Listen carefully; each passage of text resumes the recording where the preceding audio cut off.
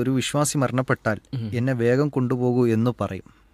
കദ്ദിമൂനി എന്ന് പറയും എന്നതാണ് അവിടെ ഉദ്ദേശിച്ചതെന്നാണ് മനസ്സിലാക്കുന്നത്. ഏതായാലും അങ്ങനെ പറയും. അപ്പോൾ അവരുടെ ഖബറിലെത്തുന്നതിന് മുമ്പുള്ള ഇവിടുത്തെ അവസ്ഥ, മയ്യത്തിൻ്റെ ഇവിടുത്തെ അവസ്ഥ എന്താണെന്നാണ് ചോദ്യം.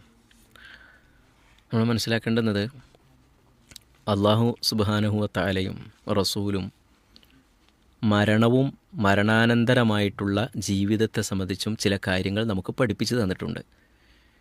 ചിലത് നമുക്ക് അറിയില്ല, കാരണം അള്ളയും പറഞ്ഞിട്ടില്ല, റസൂലും പറഞ്ഞിട്ടില്ല. അതെന്ത് എന്ന് നമുക്ക് കൃത്യമായിട്ട് അറിയില്ല.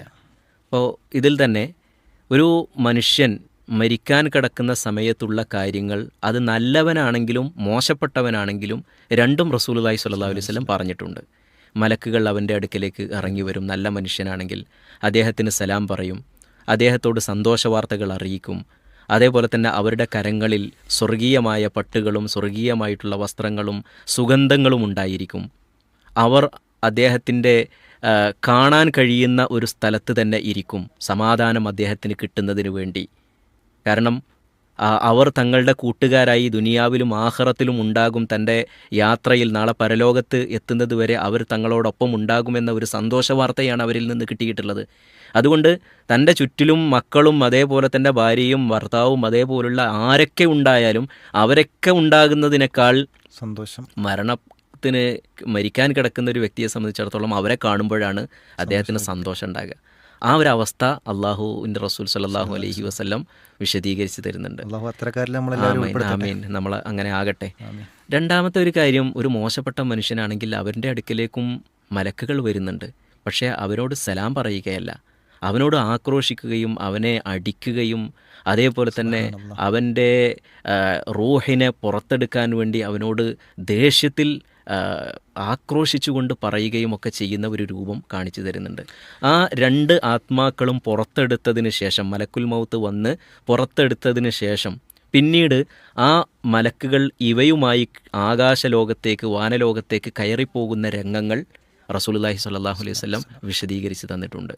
അതിനുശേഷം പിന്നെ മയ്യത്ത് ഖബറിലേക്ക് എടുക്കുന്നത് വരെയുള്ള സമയം എന്ത് എന്ന് നബി സല്ലല്ലാഹു അലൈഹി വസല്ലം കൃത്യമായി പറഞ്ഞിട്ടില്ല. അത് മുഅ്മിനിൻ്റെതും പറഞ്ഞിട്ടില്ല, കാഫിറിൻ്റെതും പറഞ്ഞിട്ടില്ല. അതുകൊണ്ട് നമുക്ക് കൃത്യമായി എന്താണ് പിന്നെ അവിടെ ഉള്ളത് എന്ന് പറയാൻ കഴിയില്ല. പിന്നീട് ഖബറിൽ രണ്ടുപേരും വച്ചതിന് ശേഷം, നമസ്കാരം കഴിഞ്ഞ് ഖബറിൽ വെച്ചതിന് ശേഷം അവനിലേക്ക് ആത്മാവ് വരുന്നതും അതേപോലെ തന്നെ അവനെ നമസ്കാരം കഴിഞ്ഞ് അല്ലെങ്കിൽ നമസ്കാരത്തിന് വേണ്ടി കൊണ്ടുപോകുന്ന സമയത്ത് അവൻ വിളിച്ചു പറയുന്ന രംഗങ്ങളുമാണ് ഹദീസിൽ കാണാൻ കഴിയുന്നത്.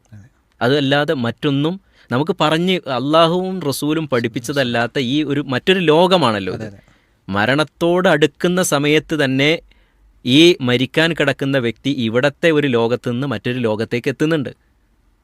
ചുറ്റുപാടിലും നടക്കുന്നതറിയാതെ മലക്കുകൾ സലാം പറഞ്ഞ് മലക്കുകളോട് സംസാരിച്ച് നമ്മുടെ ചുണ്ടനങ്ങുന്നത് പോലും ഇല്ലെങ്കിലും അവരോട് സംസാരിക്കുന്ന ഒരവസ്ഥ അദ്ദേഹത്തിന് വരുന്നുണ്ട്, നമ്മളറിയുന്നില്ല.